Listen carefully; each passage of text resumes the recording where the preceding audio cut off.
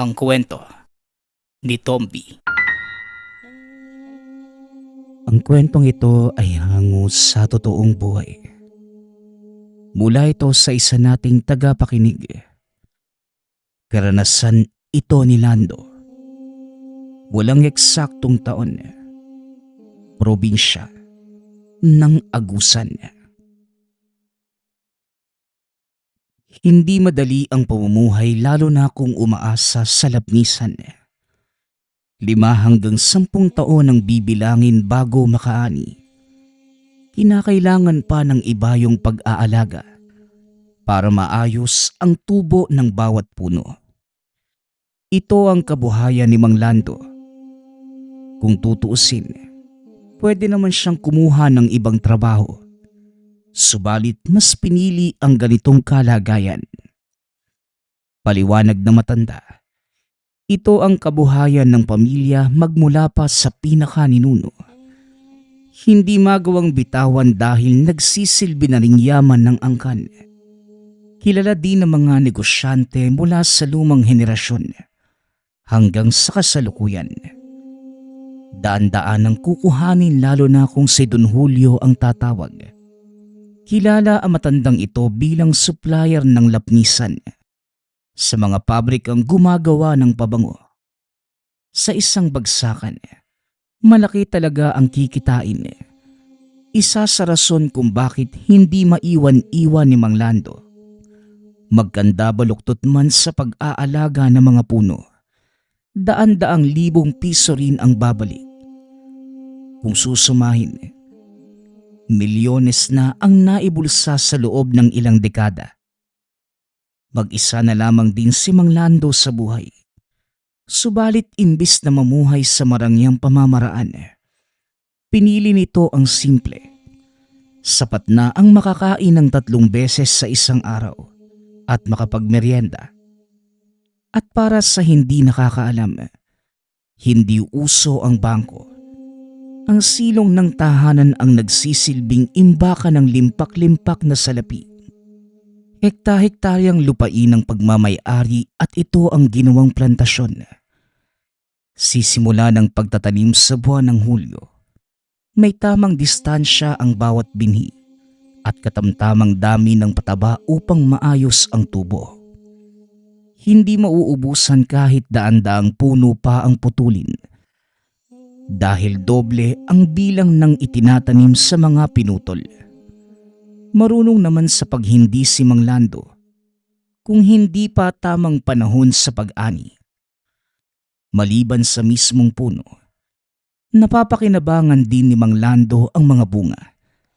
Sinasabi ng karamihang nakakalason, subalit kung tama ang pagluto at sangkap ng inihalo, hindi ito nakamamatay. Kaso nga lang, iba ang ginawa ng matanda. Ang sa kanya, ginawa niya itong sangkap sa langis. Ang mga kakilalang albularyo ay sa kanya kumukuha. Kapag nakakagawa si Mang Lando, aasahan na hindi natural ang langis. May kasamang basbas at bisa na higit pa sa tipikal na lana. Sa hindi nakakaalam, maliban sa lapnisan, inaabala rin ni Mang Lando ang sarili sa paggawa ng langis. Mula sa angka ng albularyo ang ama, kaya kahit papano, natutunan ang mga bagay-bagay. Paminsan na ding napapasabak laban sa mga engkanto na nakikitira sa naglalakihang puno ng lapnisan. May kakayahan din itong makipag-usap sa mga elemento, katulad na lamang ngayon. Kasalukuyang nagbubunot ng ligaw na damo nang matamaan ng bunga sa ulo. Buntong hiningang nagkibit-balikat kaso makulit ang nasa itaas. O ikaw, baka gusto mong sungkitin kita dyan. Malapit nang maubos ang pasensya ko sa'yo. Wika ni Mang Lando. Oh, talaga ba, tanda? Sa taas nitong puno, anong gagamitin mong panungkit? Kahit ang pinakamahabang kawayan, hindi ako maaabot. Tugon ng kapre na tila iniinis pa si Mang Lando. Kung bugahan kita ng langis dyan, hindi pa rin ba aabot? Ikaw ha, walang araw na hindi mo ko ginagalit. Pwede bang magpaawat ka naman? Ano bang pangalan mo? At bakit ko naman sasabihin sa'yo? Para maritwalan mo ko. Hindi mo ko maluluko, tanda. Nagmula ka sa angka ng mga albularyo. Kaya alam kong marunong ka. Pero sige, tawagin mo na lang ako sa pangalang Ramon. Magpapangalang ka na nga lang. Ipapahamak mo pa yung kaibigan ko. Huli na ito. Ayaw ko nang pabalik-balik ng salita. Sa susunod na kukulitin mo pa ako, may kalalagyan ka na sakin. Tumawa lamang ang kapre.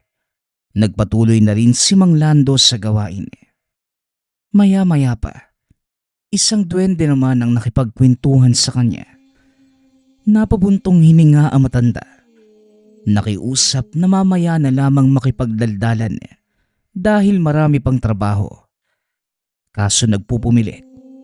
Nagnanais madinig ang kwentong ibabahagi. Alam mo, may dumaan dito kahapon. Isang binata na may takip yung buong muka. Inapakan na nga itong bahay ko. Inian pa. Hindi bali na. Tanggapin niya kamo yung parusa ko. Mamamaga yung bayag ng batang yun.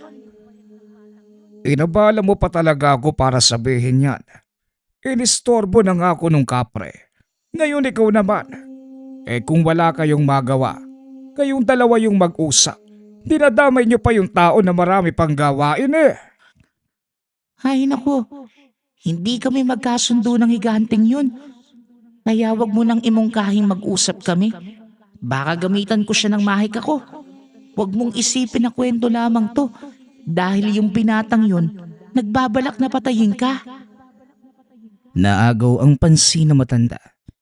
Iniisip ang posibleng kalaban subalit walang maisip.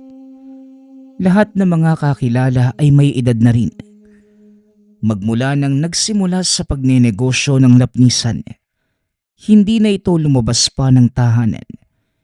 Hindi din lalampas sa taniman kung sakali mang maglalakad-lakad. Hindi ako tumatanggap ng biro ha. Alam mo yon, paano kang nakakasigurado na pinagtatangkaan ako ng binatang yon? Kilala mo ba? Alam mo ba talaga yung sadya niya? Pinagdududahan mo ba yung kakayahan ko? Itinuring akong pinakamataas sa angka namin at sa pambihira kong kakayahan. Alam na alam ko yung takbo ng isip ng bawat tao, no? Maliban na lang sa'yo, nakaluno ka yata ng sabulag O sige, pinaniniwalaan kita. Pero kailangan mong sabihin sa akin kung ano ang sadya ng binatang yon. Kapag hindi ka makakasagot, itatakwil kita sa lupain ko. Ay sus, ako pa yung hinamon. Hinahanap ng binata yung puno ng lapnisan na sinasabing nagtataglay ng mutya. Kapag hindi mahanap sa lalong madaling panahon, ikaw ang tatapusin bilang tanda ng pagkabigo sa misyon. Magdasal ka, tanda. Delikado yung batang yon. Duda ko kung kakayanin mo. Subok na siya sa labanan samantalang ikaw, ilang dekada nang nag-aalaga ng mga puno. Napabuntong hininga si Mang Lando. Hindi magawang baliwalain ang sinabi ng duwende. Pagkabalik sa tahanan, hinalungkat ang mga gamit na naiwan ng mga ninuno. Kinuha ang kahong naglalaman ng pinakamahalagang bagay. Nakahinga ng maluwag nang makita ito. Minsan na ding pinagtangkaan noon, kamuntikang mawala. Ngayon ay hindi na makakapayag na maulit. Mas mabuti nga siguro kung magpakita ang binata ng sa gayon. Magkaalaman na. Kung laban ang gusto niya, mapagbibigyan ko naman. Binuksan ni Mang Lando ang kaban. Tumambad ang isang punyal na nooy pinanday at binaspasa ng iba't ibang albularyo. Madami na rin ang napugutan nito. Aswang o kahit pa yung mga elemento na walang pisikal na anyo. Matagal na rin ang huling laban, kaya nasasabik ng madinig ang sinabi ng duwende. Maya-maya pa, nagmamadali sa paglabas nang tumawag si Ramon. Pinapasabi nga pala ni Don Hilario kung pwede ba raw makaputol ng kahit 10 puno ng lapnisan. Kinakailangan lang dahil nagdadagdag ng order yung suki niya. Bahala na kahit hindi masyadong matanda yung puno. Ramon, alam mong hindi ko pinuputol ang puno kapag wala pa sa tamang edad. Hindi pa nga umaabot ng 5 taon eh. At bala kong sa susunod na dekada pa magbebenta. Pakisabi kay Don Hilario. Unawain niya na lamang. Pero pare, pagbigyan mo na. Ngayon lang naman eh. Kailangan lang talaga doon sa pabrika na binabagsakan niya. Huwag kang mag-alala. Doble daw yung ibabayad. Kahit itriple mo pa, hindi maaari. Ginagalang ko ang mga puno. Saka lang puputulin kapag nasa wastong edad na. Alam na rin to ni Don Hilario ah. Pakipaalalahanan na lang. Baka nakalimot. Napakamot ng ulo si Ramon. Maya-maya pa, inutusan ang tauhan na puntahan ang negosyante para pagsabihan niya. Pasensya ka na pare. Napilitan lang talaga ako eh. Ayaw ko namang kontrahin yung desisyon mo. Alam kong mahalaga sa iyo yung bawat puno ng lapnisan. Itong si Don Hilario talaga. Maaga sa bahay, kinukumbinsi ako. Ito, napilitan na. Pasensya ka na talaga ha. Walang problema. Nauunawaan kong naiipit ka lang. Kilala ko din si Don Hilario eh. Kapag nagkanda ugaga, na may merwisyo. O ito, uminom ka muna ng tsaa. Ang sarap nito. Parang lahat ng kabag at sakit ng katawan ko nawawala. Ikaw yung gumawa? Anong sangkap? Bunga ng lapnisan. Wala mang pag-aaral ng siyensya. Para sa akin marami itong benepisyo. Nararamdaman ko. Naibuga ni Ramon ang hinihigop na tsaa matapos madinig ang sinabi ni Mang Lando. Ano? Bunga ng lapnisan? Aba, hindi naman ito nakakain ah. Hindi ba? Pare, kung ano na talaga yung ginagawa mo? Ilang taong ko na itong iniinom na. Di sana pinaglalamayan ako. Inumin mo na lang. Kung may mamamatay rito, ako naman ang mauuna eh. Kapag nangyari, magpasuri ka kagad sa doktor. Pambihira. Alam mo, siguro nabuburyong ka lang dahil sa tanang buhay mo. Wala kang kasama. Nag-asawa ka sana. Tignan mo, pati bunga ng punong hindi naman sana kinakain, ginawa mong tsaa. Pero, alam mo, masarap ha. Nakakatakam din. Natawa na lamang si Mang Lando nang magpatuloy ito sa paghigop ng tsaa. O siya, babalik na ako sa gawain ha. Kung gusto mo mag-uwi, kumuha ka lang dyan sa kusina. Huwag mo lang uubusin. Siya nga pala pare. Ikaw ba? May kaanak na binatang lalaki? May nakita ako kahapon dito galing. Medyo kahina-hinala yung kilos. Pero hindi ko na pinansin kasi nga dito galing eh. Kako baka kadugo mo. Mga kasing tangkad ko. Moreno. May kahabaan yung buhok. Hindi ko lang nakita yung mukha kasi may takip eh. Anong itsura? Nakita mo ba? May nakapagsabi na rin sa akin. Kaso, wala naman akong kaanak na sasakto sa sinasabi mo. Ganun ba? Wala bang nawala sa mga gamit mo? Naku, baka magnanakaw yun. Napabuntong hininga na lamang si Mang Lando. Dalawa na ang nagsabi tungkol sa binata. Sa puntong ito, nararamdaman na ang panganib. Pagkatapos ng pag-uusap, naglibot sa taniman, pinagmamasdang maigi ang bawat sulok. Hindi nagtagal, bumalik sa daanang may tumawag. Sa likod ng bakod, naghihintay ang isang binata. Tugma dito ang paglalarawan ni Ramon, ngunit hindi kagaya ng sinabi. Magaan ang presensya. Magandang araw po sa inyo. Kayo po ba si Mang Lando? Pinapapunta po ako ni Tatay Lucas eh. Hindi po kasi siya makababa ng bundok dahil sumasakit daw po yung tuhod. Ako na lamang yung inutusan para kunin yung langis. Inok nga po pala. Pagpapakilala ng binata. O halika, pumasok ka sa munti kong tahanan. Magmerienda ka muna. Anong oras na rin? Abalahin mo ang sarili mo sa pagkain. Aakyat lamang ako sa itaas. Kukunin ang mga bote. Nahihiyaman kumuha pa rin ng tinapay at tsaa ang binata. Umakyat na si Mang Lando sa itaas. Pinagmamasdan ang kilos nito. Hinipa ng dasal ang direksyon. Saka lamang nakampante nang walang maramdaman. Matapos makuha ang mga langis, nagmamadali na sa pagbaba. Nako, pasensya na po kung naparami yung kain ko. Yung tsaa po kasi, ang sarap. Tamang-tama lang yung anghang. Tapos may kaunting aroma ng iba't ibang sangkap. Kagaya ng luya at lapnisan. Aba, ikaw pa lamang ang nakatama sa mga sangkap ko.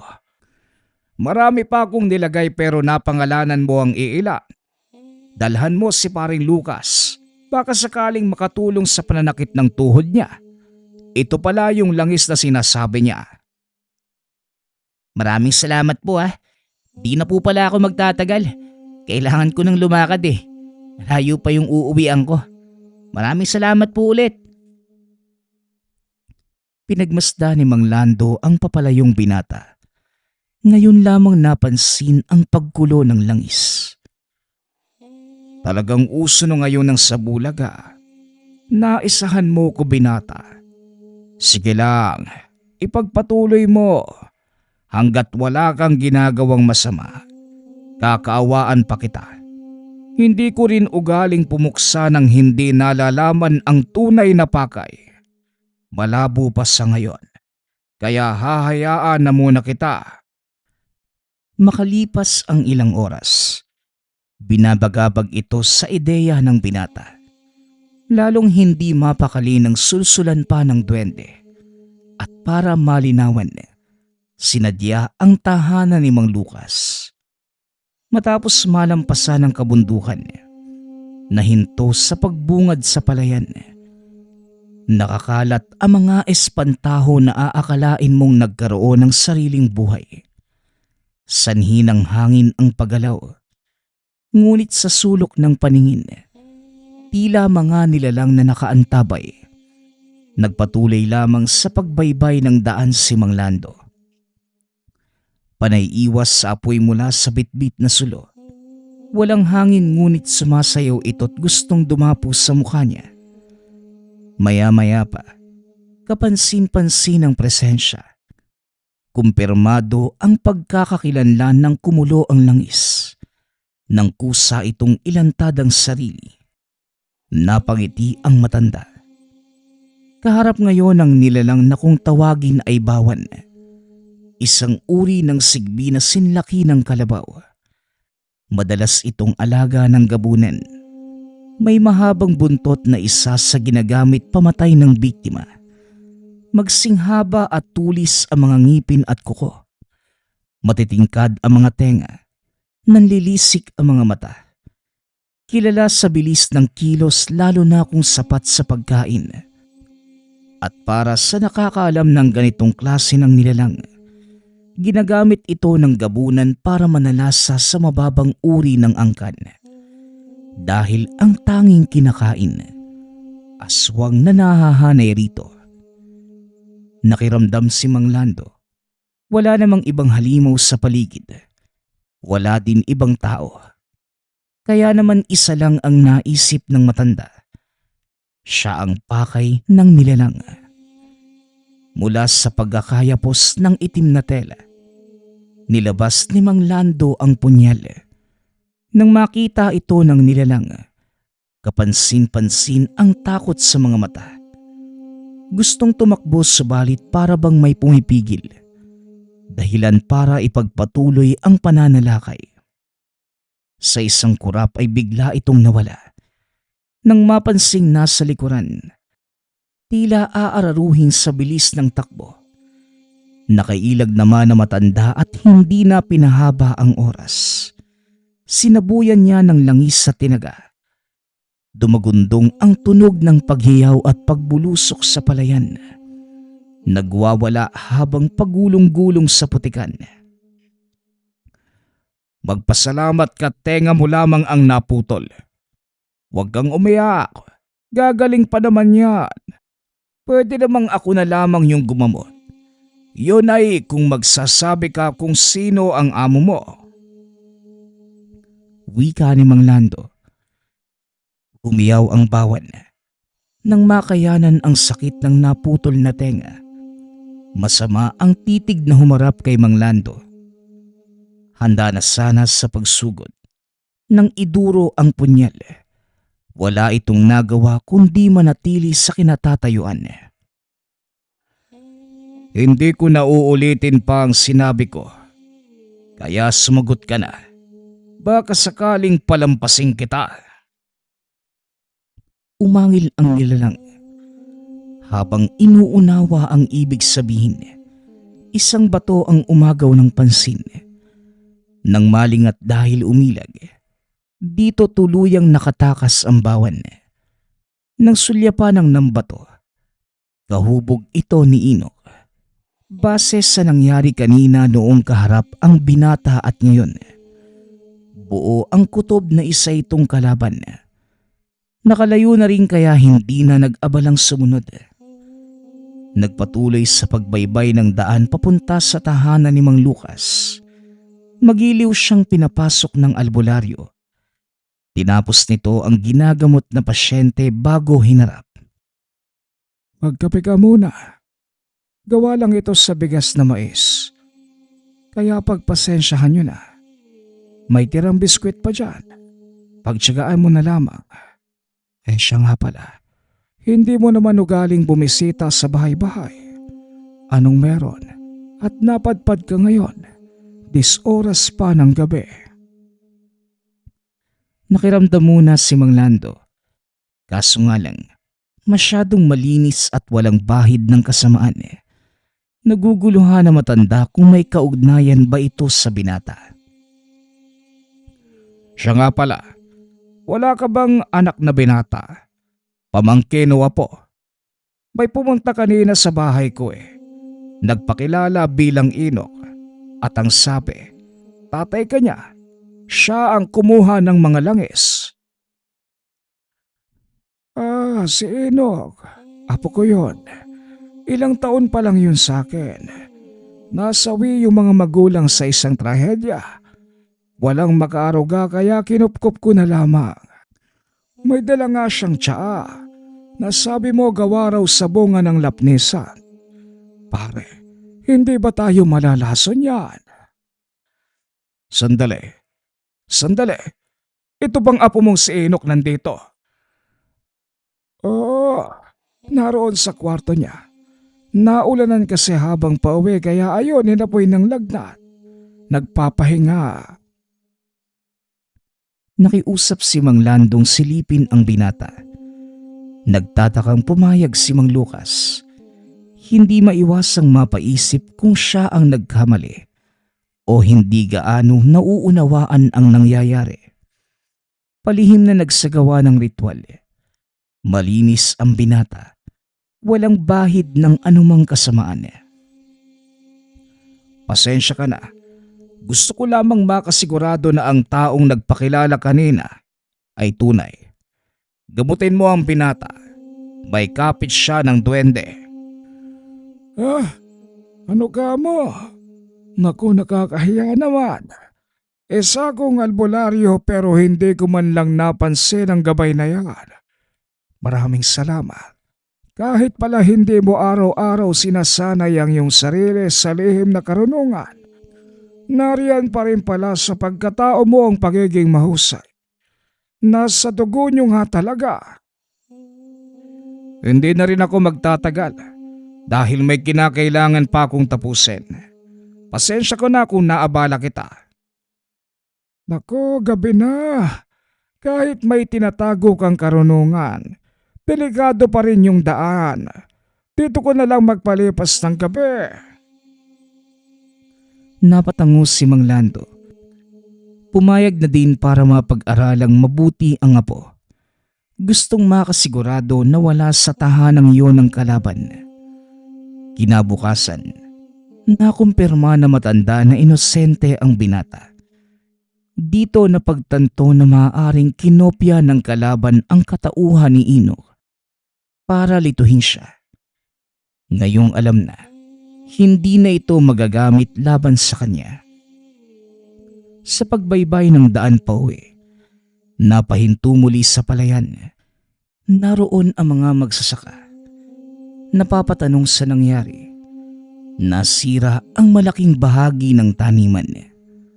Sa napapansin ni Mang Lando, may kasama sila na hindi dapat naroon. Sinuri isa-isa hanggang sa nasipat ang nag-iisang lalaking nakatingin. Ngumisi pa ito at nakatitig sa kanya ng makahulugan. Nang kumilos ang matanda, nagmamadali naman ito sa pag-alis. Dali-daling sinundan, umakyat sa bakod ng baluarte. Hindi na bahala si Mang Lando dahil sa oras na nasa pagmamayaring lugar ang kalaban. Wala na itong takas. Nilabas ang punyal at nagsaboy ng langis sa paligid. Nakita ang lalaki, nakalambitin sa puno ng lapnisan. Ay nako, iho. Masyado ko namang kampante. Ginamit mo pa ang katauhan ng iba para manalasa dito sa teritoryo ko. Aminin mo nga, ano ba ang sadya mo? Gusto ko lang naman sanang malaman kung ano na ang kalagayan ng buhay mo ngayon, Lando. Matagal na rin noong huli tayong nagkita. Sa katandaan mo, hindi mo na yata ako naaalala.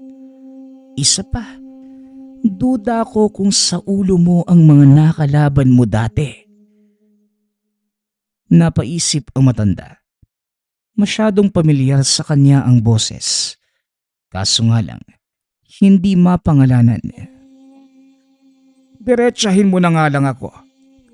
Ano ba talaga ang sadya mo? Huwag na nating pahabain ang oras. Pinapahalagan ko ang bawat segundo. Mainipin ka pa rin kagaya noon. Ikaw na ikaw yung kilala kong Lando. Ako rin naman, ayaw kong magsayang ng oras. Kaya tandaan mong mabuti ang sasabihin ko sa'yo.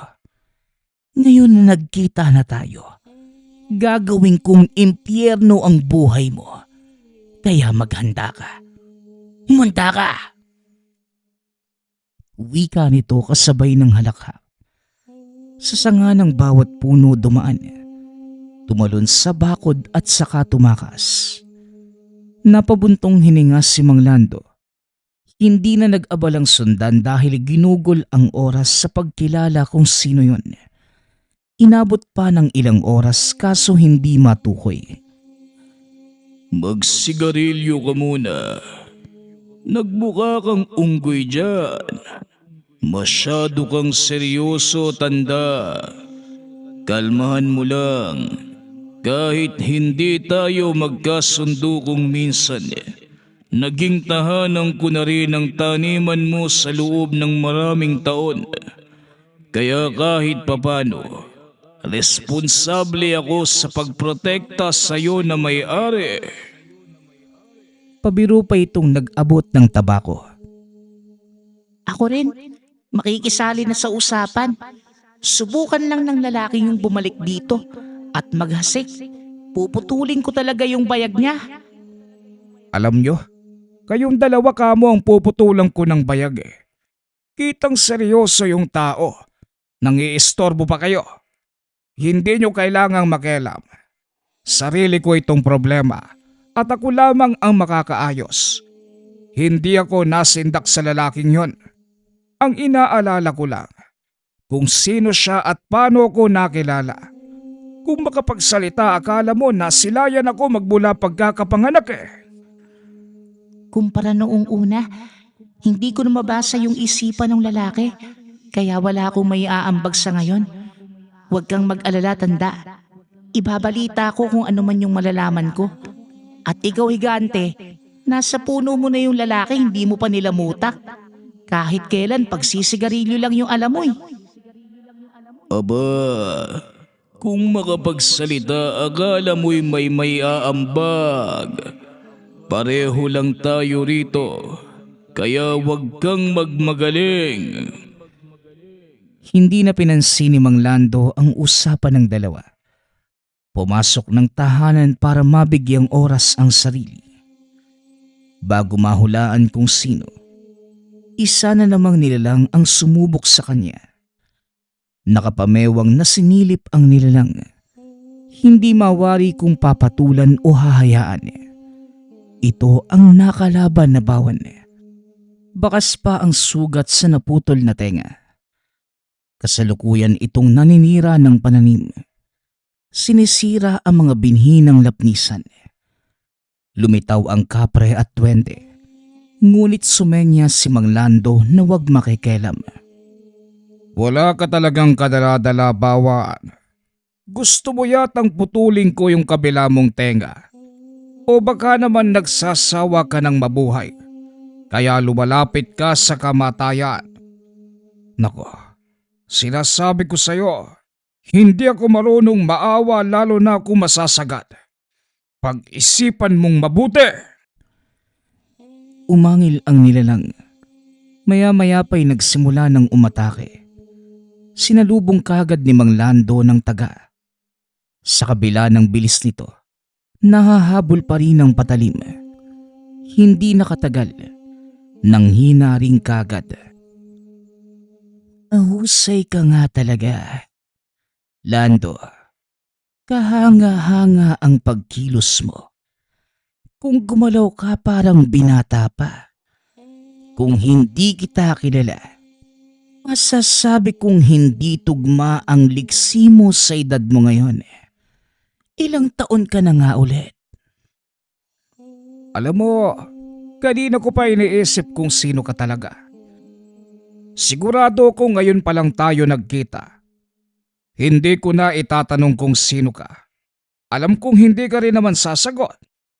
Hahayaan ko na ang takbo ng pangyayaring ito ang lumantad ng tunay mong katauhan. Siguraduhin mo lang na may sapat kang rason para hindi kita mapatay. Ay sus, nananakot ka ba? Hindi na uso ang paninindak, Lando. Ang mabuti pa, iligpit mo na ang bawan dahil may susunod pa dyan. Bago makakilos si Mang Lando, muling umatake ang bawan. Pinigilan siya nitong habulin ang lalaki. Kinagat sa binti. Mabuti na lang ay nasaksak kaya't nakaganti kahit papano. Napatiimbagang dahil hindi inaasahan na tatalab ang mga ngipin nito. Nagdurugo. Bagay na ikinabahala. Minadali ang pagtapos sa nilalang. Sunod-sunod ang hagupit ng itak. Mabuti na lamang pumabor ang pagkakataon. Maya-maya pa, bumulagta ang bawan ng isay habang puno ng sugat. Upang makasigurado ay pinugutan ng ulo. Ano? May ilalabang ka pa ba? Bagsak na ang bawan mo. Kung meron ka pang isasabak, iharap mo na. Nagmamadali ka lang naman. Dahil nag-aalala ka dyan sa sugat mo. Hindi ba malakas ang dugo nyo para kusang labanan ng lason? Subok na ang kakayahan nyong yan mula pa sa angka ng tatay mo. Sigurado kong taglay mo rin yung kaya para saan ang pag-aalala. Lando. Marami kang alam sa angka namin ah. Kulang na lang isipin ko na nagmula ka rin sa angka namin eh. Iho, kung wala ka nang sasabihin, pwede pang tapusin na natin ang laban. Total magkaharap naman na tayo. Tapusin na natin ito. Tanda, mas maigi kung gagamutin mo na lamang ang sarili mo. Sasabihan ko sila na huwag ka munang sugurin. Parang nangihina ka na eh. Nakangiti ito ng nakakaloko. Nagmamadali sa pagtalikod. Hinabol ni Mang Lando subalit hindi magawang sundan dahil kumikirot ang sugat. Dali-daling bumalik ng tahanan at sinimulang gamutin. Hindi na pinatagal. Ang pamamaraan ng kaninunuan ang ginamit. Isinalang sa makina ang pinagsisibak na lapnisan. Ang pinong durog ay sinindihan. Hinintay hanggang kumapal ang usok at saka tinapat sa sugat. Habang nililinis ng init ang lasong nananalaytay sa dugo, sinabayan ng maiksing orasyon. Pinaliguan ng langis at saka binendahan ng makapal na tela. Ang tira sa pausok ay dali-daling nilibing. Isa itong sumpa para tuluyang mapuksa ang lason. Hindi na rin nabigyan ng pagkakataon na makapagpahinga. Dahil dumating si Ramon, hindi halos masundan ang sinasabi sa sobrang bilis. Ang naunawaan lamang, may humahabol ditong nilalang. Ayaw na sanang makialam ni Mang Lando dahil meron pang iniinda. Kaso nagpupumilit ang kaibigan. Wala nang nagawa pa. Kinaladkad siya at dinala sa daan na sobrang dilim. Saka lamang napagtanto ng tumagal. Nagbago ang anyo nito. Hindi yun si Ramon, kundi yung lalaki. Napailing matapos makatanggap ng sunod-sunod na suntok. Nahihilo. Hindi malaman kung bakit sa puntong ito. Nakaramdam ng panghina. Bagay na hindi naman dapat. Pati ang langis na nakasukbit.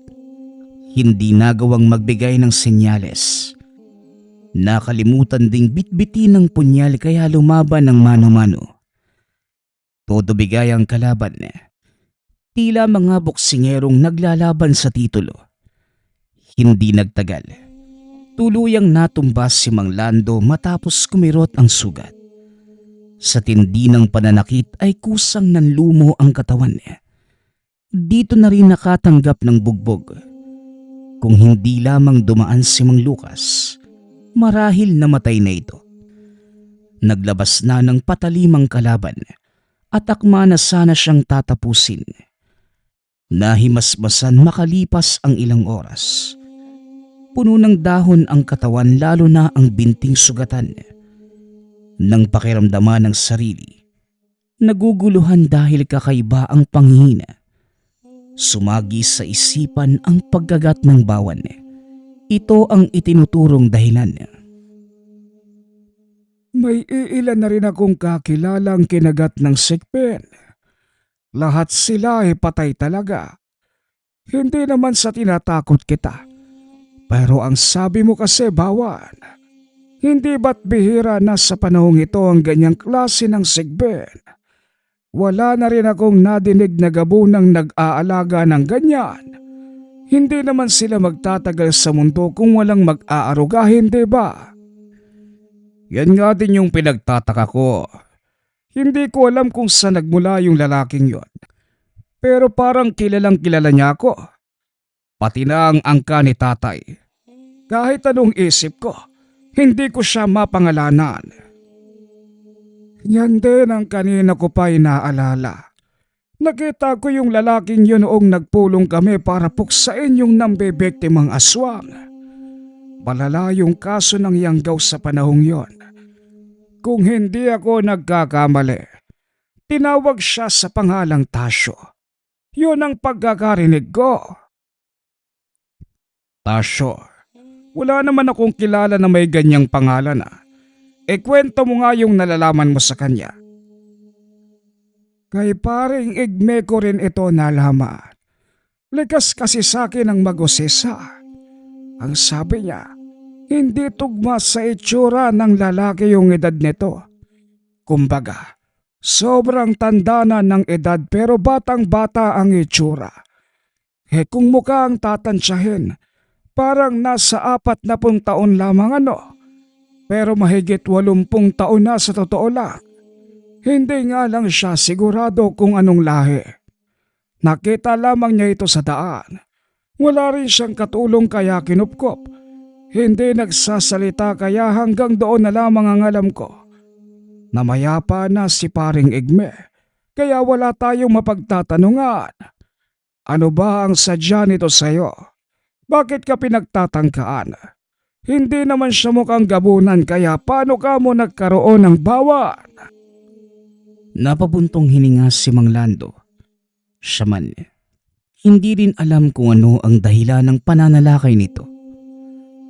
Habang nagpapagaling, matyaga ring naghintay sa pagbabalik ni Tasyo. Nahihiwagaan sa katauhan nito, nasasabik na muling magpakita. Tumulong na rin sa paglatag ng pangontra sa buong lugar si Mang Lucas. Bumabalik ito tuwing takip silim para samahan siya sa pagsapit ng gabi. Nang may kumatok sa bakod na yari sa yero, inihanda kagad ang punyal. Bumungad si Ramon. Papasok na sana ito ngunit hinarangan niya. Gusto lamang makasigurado na totoong tao ang tatanggapin sa tahanan. Sa asta mong yan parang kakatay ka ng tao ah. Kakaiba yung punyal mo ah. Saan yari yan? Hindi ko naman naangkinin. Titignan lang eh. O siya, wag na. Nandito ako para kumbinsihin ka ulit. Si Don Hilario may bago na namang pakiusap. Pagbigyan mo na lang para matapos na tayo. Pabalik-balik na naman sa bahay. Nagpapahanap siya ng ligaw na lapnisan. Natigil si Mang Lando nang madinig ang sinabi nito. Ligaw na lapnisan. Hindi ito basta-basta termino na tumutukoy sa lapnisang tumutubo sa kung saan.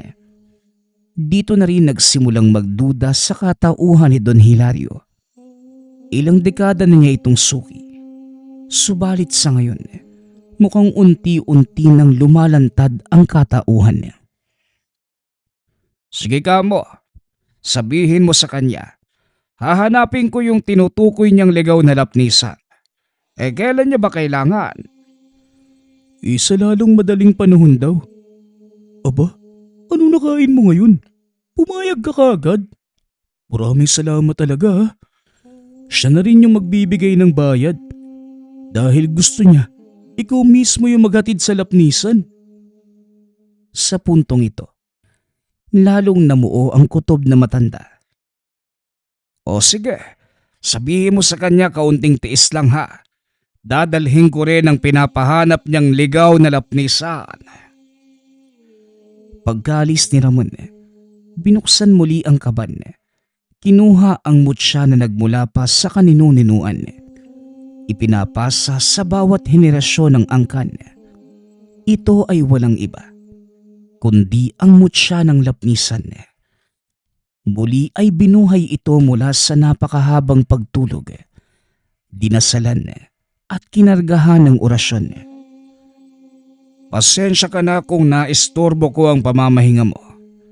Magpapatulong lang ako para sa misyon na ito. Aasahan ko ang pagtutulungan natin. Kagaya pa rin ang nakasanayan. Tatapusin ang kalaban sa lalong madaling panahon. Palipat-lipat ang tingin sa mutya at punyal. Hindi nagtagal. Lumabas na rin at nagsimulang hanapin ang tinutukoy na ligaw na lapnisan. Kung bibilangin, ito na ang tamang oras para muling magsilang ng mutya. Noong kapanahunan ng pinakaunang ninuno na nag-aaral ng karunungan, nagritual sa binhi ng lapnisan. Magsisilang ng mutya sa bawat pagsapit ng 30 taon. Nakuha na ang unang bunga at ngayon ang ikalawa. Pumunta sa kagubatan kung saan tumutubo ang mga puno. May lapnisan, subalit hindi ito ang pakay. naglakbay sa kabilang gubat. Ganun pa rin ang naabutan. Hanggang sa napansin ng mga bakas. Nang pakiramdaman, may nauna na sa kanya na naghahanap din ng puno. Binilisan ni Mang Lando ang kilos sa takot na maunahan. Kagaya ng inaasahan, lupo ng umatraka ang naabutan. Mula rin sa angka ng mga sigbin, subalit iba ang lahi. Kung ang bawan ay sinlaki ng kalabaw, ito namang umatraka, sinlaki ng baka. Kumakain pa rin ang aswang na nahahanay sa mababang uri. Kamukha lang din ng bawan, ngunit ang pinagkaiba, hindi umaatake ng nag-iisa. Ngayon, 3 ang kaharap. Mga pare, balita ko hinahanap nyo raw yung ligaw na lapnisan ha. Baka pwedeng sumabay sa inyo. Naghahanap din ako eh. Pabirong wika ni Mang Lando. Bagay na hindi nagustuhan ng mga ito. Naghanda na rin ng magsimulang humiyaw. Bigla itong umatake. Kumpara sa bawan, wala itong takot kahit ano pang medalyon ang iwas-iwas sa mukha. Ang alam lamang nito, umatake ng umatake. Kaya nang ibalandra ang punyal, baliwala lamang ito. Hinigpitan ni Mang Lando ang planong pagpapatumba. Malalaki ang mga kalaban at sobrang liksi. Pinili munang basahin ang galaw bago nakipagsabayan. Nang matukoy ang kahinaan ng mga ito, hindi na nag-atubili sa pagsugod. Diretso sa puso ang matalim na punyal. Sunod-sunod na saksak sa lalamunan. At panghuli ay taga sa leeg. Hindi man magawang pugutan ng ulo. Sakto ding nalagutan ng hininga. Tila ba galing sa pangangaso si Mang Lando na nakahuli ng 3 baka. Ay, pinagpawisan ako ng kaunti ha. Kung mabubuhay man kayo uli, sana biyayaan kayo ng kaunting utak. Wala kayong pag-iisip kaya madaling napapatay. Binigyan niyo pa ako ng trabaho. Kailangan pang sunugin ang mga katawan niyo. Dahil kung hahayaang nakatiwangwang, baka linlangin niyo ang dadaan. At magpanggap pa kayong mga baka. Minadali na rin ang pagligpit. Pagkatapos tuloy na sa paghahanap ng ligaw na lapnisan. Hindi na mabilang kung ilan ang sinuyod na gubat. Dumaan ang umaga. Ilang bahay na ang pinakiusapan para sumilong sa gabi. Dagdag pa ang pagkaligaw dahil kung saan-saan sumusuot. Ngayon, nakarating ito sa kagubatan kung saan naging tirahan din ng katutubong banwaon. Matalim ang titig ng mga ito sa katulad niyang dayo. Natagalan pa ng lumantad ang datu. Hindi man pinakilala ang pangalan. Mababakas ang kabutihan. Inunahan na ni Mang Lando. Napadaan lamang ako kaibigan. Naghahanap lang ng ligaw na lapnisan. Huwag niyo sanang mamasamain ang pagparito ko. Hindi kayo ang aking sadya. Tumingala sa kalangitan ng datu. May binulong sa hangin. Nagsagawa ng maiksing dasal. At nang magmulat, sinagot si Mang Lando. Makikita mo ang puno ng ligaw na lapnisan kung saan nakaturo ang huling sikat ng araw. Ito din ang punong nakatadhanang magsilang ng mutya. Sandali, paano mo nalaman ang tungkol rito? Unahin mo muna ang paghanap ng puno bago ang pagtatanong. Hindi lang ikaw ang pinag-uusapan dito. Maraming nagnanais sa punong yun. Napatango si Mang Lando. Matapos magpasalamat, tumuloy na sa paglalakbay. Hinintay ang paglubog ng araw. Umakyat sa pinakamatayog na puno para masilayan ang sikat nito. Walang kurap na pinagmasdan at nang masilayan ang direksyon ng huling sikat. Walang pagdadalawang isip na pinuntahan. Sa wakas, nahanap din ang ligaw na lapnisan. Hindi na tumunganga. Sinimulang tagain ng puno. Maya-maya pa'y natigilan nang mapansin ang presensya sa paligid. Hindi nag-iisa. Binaliwala dahil nakatingin lamang ang mga ito. Kaso nga lang, naglikot ang kamay ng isa. Aksidenteng pinihit ang gatilyo ng baril. Wala na ring rason para magtago. Lumantad ang mga ito sa utos ng amo. Walang iba, kundi si Don Hilario. Inutil kasi ang pesteng ito. Sa katinang kamay, bumaril ng walang pahintulot. Bilisan mo ang paghahanap ng mutya, Lando. Putya, sa pagkakaalam ko, puno ng legaw na lapnisan ang inutos mo. Yun ang sinabi ni Ramon. Alam kong hindi ka bobo. Para ganyan ang pagkaunawa sa ligaw na lapnisan. Tayo lang naman ang nandito. Huwag ka nang magbaang-baangan.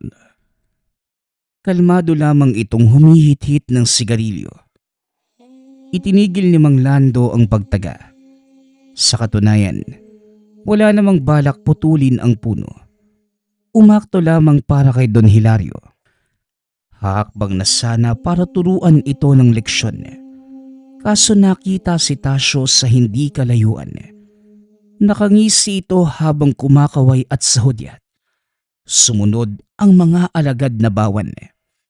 Hindi nakakilo si Don Hilario at ang mga tauhan nito. Ilang segundo lang ang tinagal. Binawian lahat ng buhay. Ako naman ang mag-uutos sa'yo. Hanapin mo na ang mutya. Wika ni Tasyo. Pumalit sa pwesto ni Don Hilario. Pinulot pa nito ang tabako. Ano nga bang pangalan mo? Tasyo, tama. Hoy, hindi mo ko mauutusan. Magkalinawagan nga tayo. Ano ba talagang problema mo sa akin? Hindi na ako magugulat kung pati pangalan ko alam mo na. Pero sana pati dahilan ng pagsalakay ko sa'yo, meron kang ideya. Nakakapagod sumagot eh. Baka kulangin ang araw at gabi sa kwento ko. Hulaan mo na lang. Alam mo, masyado kang maraming alam sa angkan ko. Dahil dito, naisip ko na baka isa ka sa kalaban ng mga ninuno ko. Hula-hula lang, pero malay natin tama ako. Hindi ba? Sige, hahanapin ko ang mutya para sa'yo. Pero ano namang gagawin mo ron? Hindi gagana ang gamit sa katulad mo na isang mantas. Matapos ang ilang pag-isip at pag-intindi sa presensya ni Tasyo, sa wakas, natukoy din ang lahi nito.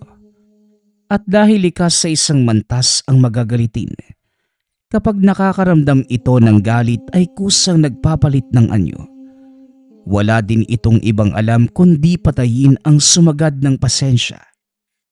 Sa hindi nakakaalam, isang uri ng aswang ang mantas. Taglay nito ang katawan ng tao na hubot-hubad. Malaki ang pangangatawan. Matutulis ang mga pangil at kuko. Bukod sa balahibo, meron ito na parabang maliliit na galamay sa katawan na kung didikit sa biktima ay parang insekto. Nakakainin ang laman hanggang sa ikamatay. Ang ayaw ko sa lahat, yung may nakakaalam kung sino ako. Masyado mo naman akong kinilala, tanda. Bagay na ikinagagalit ko. Wika nito habang nanlilisik ang mga mata. Inilantad mo rin ang sarili mong hayop ka. Pero kalmaan mo muna. Bago mo ko patayin, ano ang koneksyon mo sa angkan ko? Wala kong malinaw na alaala sa iyo at ng mga yumao kong ninuno. Mula pa sa ikalawang henerasyon ng angkan mo, tanda. Si Mang Yano. Hindi ko makakalimutan ang kasinungalingan niya. Nangako siya na sa takdang panahon, ipagkakaloob niya sa akin ang mutya ng lapnisan. Pero imbis na sa akin, sa anak niya ibinigay. Pinasa ito sa kaapu-apuhan hanggang sa nakarating sa'yo. Ang sabi sa akin, wala na ang mutsyang yun. Pero dahil magsisilang ng isa pa ang ligaw na lapnisan, kailangan kitang hanapin para makuha ang gamit. Ikaw lamang ang makakakuha ng mutya mula sa puno. Kaya bilisan mo na ang paghanap. Natawa na lamang si Mang Lando. At naniwala ka naman, Tasyo. Ang sinabi ng ninuno ko ay isa ring kasinungalingan. Ang punong ito ay matagal nang nagsilang ng mutya. Sumabay sa unang pagsilang maraming taon na ang nakalilipas. 2. Subalit isa lamang ang nabuhay. At yun ay walang iba, kundi ang ginamit ng mga ninuno ko na nasa akin ngayon. Nilahad ni Mang Lando ang kamay. Kumislap ang mutya kasabay ng bahagyang pagyanig ng puno sa likuran. Nagkaisa ang enerhiya ng mutya at ng mismong puno. Nang maunawaan ni Tasyo ang kaganapan, lalong naipon ang galit at walang pasabing sumugod. Hindi inatrasa na matanda. Sinabayan ng liksi. Tinapata ng lakas. Dahil sa dobleng lakas ng mutya, matapos makaisa ang puno, walang kahirap-hirap na tinapos ang buhay ni Tasyo. Isang taga ang tumama. Halos mahati ang katawan. Hindi lang yun. Isinubo ang mutya. Nagbigkas ng dasal. Lumitaw ang apoy na siyang kusang sumunog ng bangkay. Pasimpleng pinulot ang mutya at nilinis. Ang mga bawan na alagad nito, hindi na nagsayang ng buhay. Kusang umatras. Nagsitakbuhan para iligtas ang mga sarili. Kung tutuusin, pwede naman sana kitang iligpit noong araw na una tayong nagkita. Pinalampas ko lang talaga ang pagkakataon para malaman kung ano nga ba ang sadya mo sa akin. Malas mo lang na hindi umayon sa iyo ang pagkakataon. Malakas ka sana, pero mas malakas ang mutya ko. Dinuraan ni Mang Lando ang abo ni Tasyo. Nilibing ito sa mismong puno ng lapnisan. Maya-maya pa, nagbigay galang sa puno at sa kanilisan ang lugar. Napagbuntong hininga ng makauwi. Nagpang-abot ang pagod at ideya tungkol sa mga nangyari. Gayunpaman, nasa kanya ang huling halakhak. Matindi man ang pagsubok na binigay ni Tasyo sa kanya, ngunit siya pa rin itong nanalo sa huli. Nagpapasalamat nga pala ako sa lahat ng sumusuporta sa ating channel. Nawa ay patuloy niyong suportahan at pakinggan ang ating mga kwento. Hanggang sa muling pakikinig. Paalam.